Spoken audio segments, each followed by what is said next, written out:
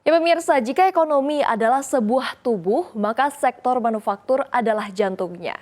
Dari sinilah produksi berdetak, tenaga kerja bergerak, dan rantai pasok berputar. Dan di awal tahun 2026 ini, denyut jantung itu terasa semakin kuat. Data terbaru menunjukkan aktivitas manufaktur Indonesia kembali menguat.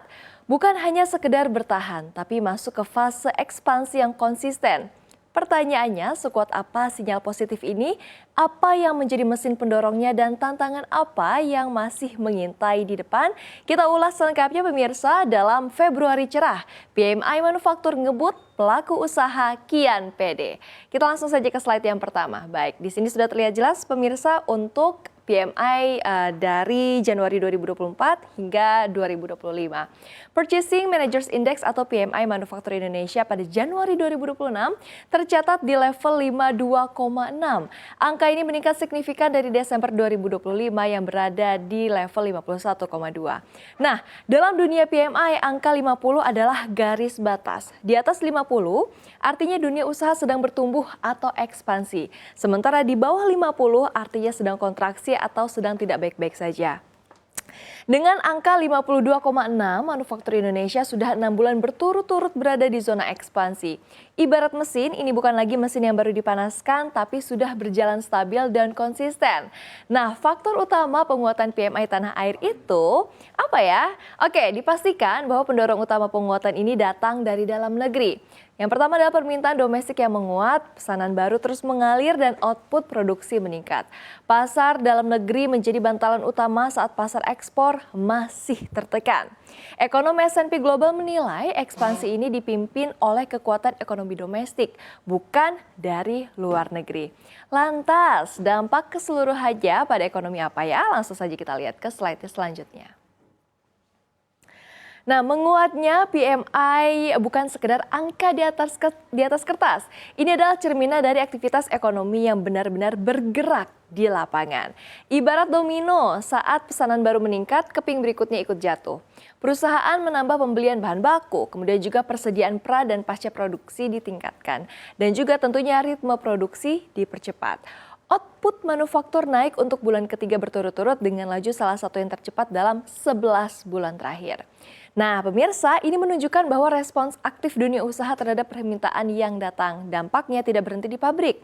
Indikator ekonomi lain juga ikut menguat dari konsumsi listrik, penjualan kendaraan, hingga keyakinan konsumen. Semua menjadi potongan puzzle yang menunjukkan aktivitas ekonomi awal tahun yang berjalan positif. Salah satu sinyal paling menarik dari data PMI adalah optimisme dunia usaha. Keyakinan terhadap prospek 12 bulan ke depan mencapai level tertinggi dalam 10 bulan terakhir. Ini seperti sopir yang melihat jalan ke depan yang cukup terang. Bukan tanpa tikungan, tapi memang masih percaya diri untuk menambah kecepatan. Namun pemirsa, sekali lagi ya, di balik optimisme tentunya akan muncul tekanan baru. Pekerjaan tertunda atau outstanding bisnis terus meningkat. Artinya pesanan datang lebih cepat dari kemampuan menyelesaikannya.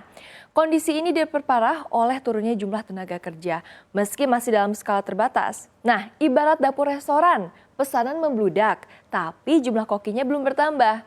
Oke, nah kita akan bahas lebih lengkap lagi soal pandangan dari sisi usaha dan dari sisi pemerintah. Dari sisi pelaku usaha, pemirsa ya, strategi yang dilakukan ini adalah menimbun bahan baku dan menambah persediaan. Langkah ini ditempuh untuk mengantisipasi kebutuhan produksi ke depannya. Namun, biasanya masalah datang dari sisi pasokan nih. Waktu pengiriman bahan baku yang memanjang bahkan menjadi yang terburuk dalam lebih dari 4 tahun terakhir. Cuaca buruk dan juga padatnya permintaan kadang-kadang ini menjadi penyebab utama. Di sisi lain, biaya input masih tinggi. Sebagian produsen meneruskan beban biaya ke konsumen meski kenaikan harga output terbatas. Ini menjadi upaya menjaga keseimbangan antara margin usaha dan daya beli. Ya kalau misalnya dilihat begitu ya, produksinya naik, tapi kapasitasnya tertekan. Kemudian tenaga kerjanya turun tipis. Akhirnya para pengusaha mau tidak mau, begitu ya, harus menaikkan sedikit aja. Tapi meskipun tadi ya marginnya tipis. Nah kalau dari sisi pemerintah melihat penguatan PMI ini sebagai sinyal yang positif bagi ekonomi nasional. Fundamental industri dinilai tetap terjaga di tengah tekanan global. Untuk menjaga momentum, pemerintah harus mendorong daya saing industri melalui debottlenecking dan juga tentunya iklim investasi yang harus dijaga. Hambatan usaha dipercepat penyelesaiannya seperti iklim investasi diperkuat dan juga stabilitas makronya dijaga. Di saat yang bersamaan pemirsa, pemerintah juga harus berupaya untuk menahan laju inflasi agar tetap terkendali. Daya beli masyarakat tentunya juga harus tetap dijaga nih ya, karena melalui berbagai stimulus dari diskon transportasi misalnya hingga ke bantuan pangan. Semua ini ibaratnya menjaga mesin tetap panas, tapi tidak sampai overheat. Tapi pastinya tantangan ke depan juga tidak akan mudah. Aduh, apa aja ya? Kita langsung ke slide selanjutnya. Baik, nah meski domestik menguat begitu, tantangan global masih nyata. Permintaan ekspor terkontraksi selama 5 bulan berturut-turut. Tertekan tarif dan juga perlambatan global. Ini menunjukkan pasar luar negeri belum sepenuhnya pulih. Sektor manufaktur masih harus bertumpu pada pasar dalam negeri sebagai penopang utamanya. Nah, disinilah ketahanan ekonomi nasional diuji. Kira-kira seberapa kuat pasar domestik menahan gelombang dari luar.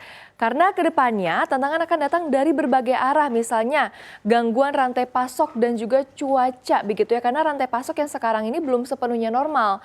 Kemudian juga tekanan biaya produksi dan juga keterbatasan kapasitas tenaga kerja. Ibarat perjalanan jauh, mesin udah siap, bahan bakar tersedia, tapi kondisi jalannya nih yang masih harus diwaspadai.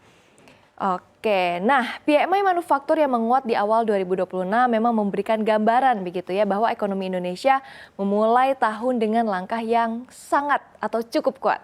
Permintaan domestik menjadi jangkar, optimisme usaha meningkat dan aktivitas produksi terus bergerak. Namun, menjaga momentum adalah tantangan yang sesungguhnya. Dibutuhkan kebijakan yang konsisten, iklim usaha yang kondusif dan juga ketahanan menghadapi gejolak global agar mesin pertumbuhan ini tidak hanya kencang di awal, tapi juga kuat hingga garis akhir.